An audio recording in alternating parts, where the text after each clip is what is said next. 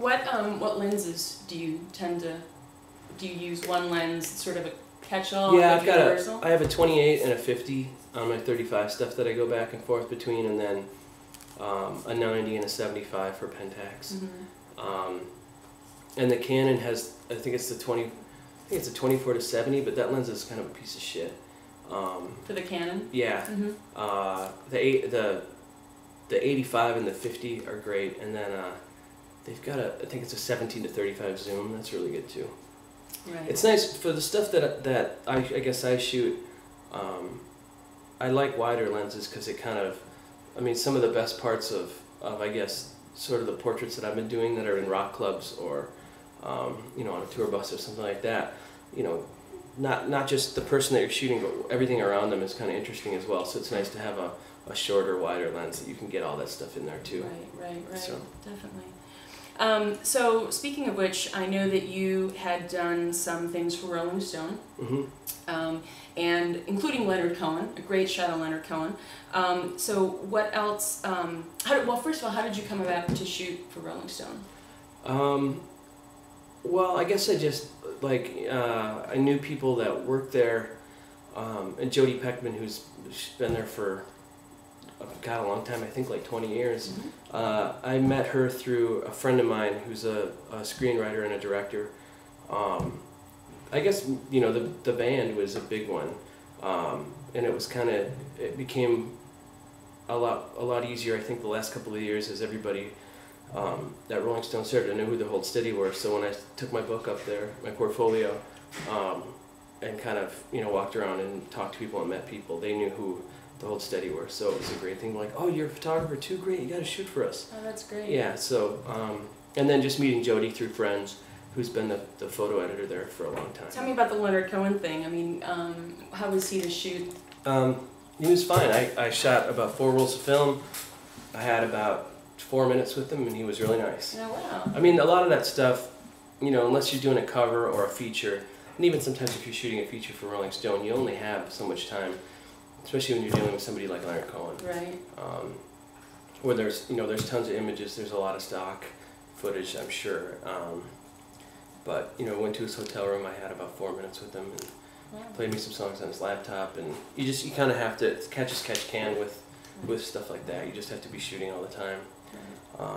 But worked on a lot of celebrity shoots with this friend of mine, this guy who worked for a long time, Judson Baker, and you just, one thing I learned is you got to be shooting all the time. Like, if they're changing or if they're talking or whatever they're doing, you got to be taking pictures. Right. Because that's the way to get the kind of good, unique stuff. Yeah, absolutely. Rather than set up a bunch of strobes, stand under a light, and take the shot. It's exactly. not that exciting. Do you who do you think was like your favorite person to shoot, or anybody that you got to shoot that you were just really excited about? Oh shit, that's a hard question. I mean, most of the stuff was assisting. You know, Billy Crudup was really nice. I knew you were going to ask me that. I tried to think about it beforehand. I can't, you know, Leonard Cohen was really cool. That was something that's great, you know, for my book and stuff like that. Greg Allman was nice. So we'll see what comes down the pipe here the next few months, the next year or so. Really? Is there, who would you most like to shoot? Do you have anybody, like, any favorites that you'd love to get the opportunity to? I don't know. That's one of those things where I'm trying to think whose picture I'd like to take. I don't know. It can be hard because depending on what kind of mood you get people in, they can be really generous or they can be kind of off-putting by the whole thing. Right. And I'm somebody who, you know, now that we have to do photo shoots and stuff like that, I hate having my picture taken. Really? Yeah, and a lot of people, I mean, nobody likes it. I think very few people enjoy it. But that's kind of, I mean, one of the reasons you're a photographer is because you want to be on that side of the lens. So to be on the other side is kind of unsettling. That was actually something I was wondering, you know, Yeah. like, you know, you normally are back there because, you know, for a reason. Yeah. There seems to be two schools of thought on editing, Mm-hmm. okay? That if it improves the photo, then why not? And the flip side is that any editing beyond simple fixes like exposure. Oh, you mean like retouching and stuff? Right. Okay.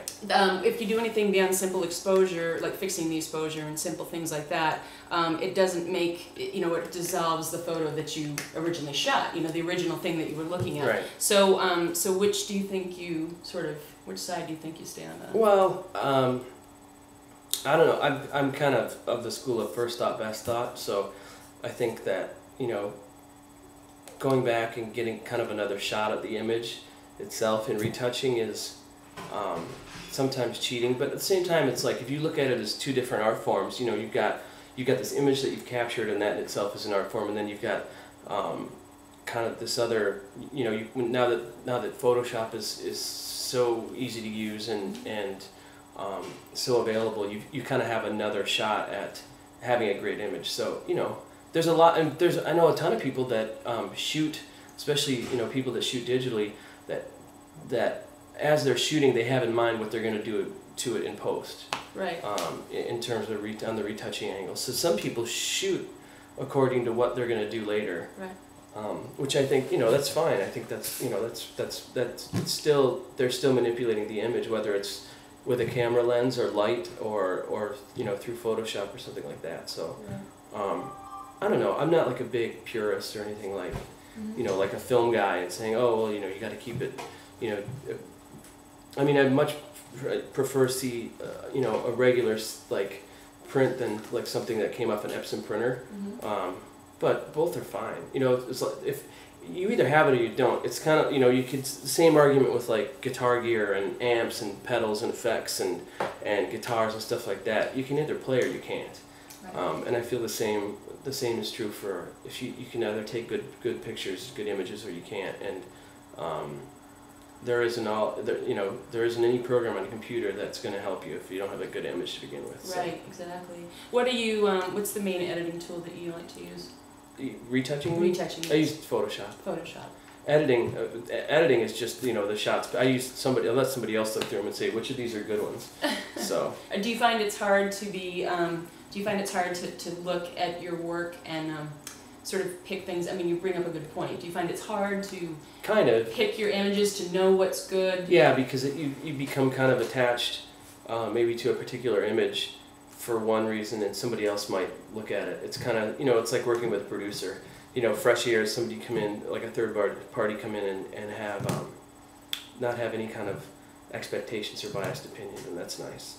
Right. Yeah, I find that that's the case often. I find that I put up a ton of photos and stuff. I mean, I shot quite a few of you guys, but I find that what I think is good, somebody else will not. But then they'll see something in another photograph that they don't. Exactly. So it is very difficult to sort of and you tend to, it's hard to train yourself to look for different things. Exactly. Once you have a particular style or you get into habits while you're shooting, you're always looking for that particular thing or that moment or whatever. Right. Color versus black and white. You touched on this earlier.